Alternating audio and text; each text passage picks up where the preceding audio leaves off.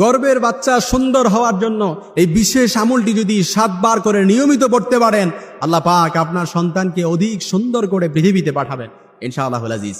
সন্তান আমরা সকলেই চাই যে সন্তান সুন্দর হোক, হৃষ্টপুষ্ট হোক, তার চেহারার মধ্যে নূর চমকাক, সে অধিক সৌন্দর্য হোক, এটা আমরা সকলেই চাই।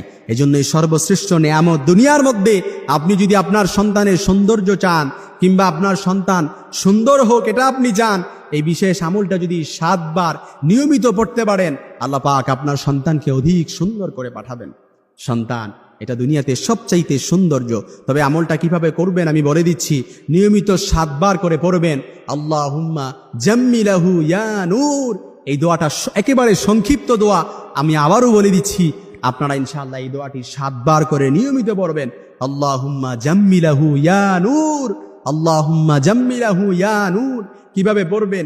এই দোয়াটা পড়ে 2 হাতের তালু একসাথে করবেন। একসাথে করে আপনি যখন ফু দিবেন, হাতের তালুতে ফু দেওয়ার পরে 7 বার পড়বেন, 7 বারই ফু দিবেন, কিংবা 7 বার পরে একবারও ফু দিতে পারেন। পড়ার পর হাতের তালুতে ফু দিয়ে আপনি আপনার এই পেটের মধ্যে মাসেহ করবেন।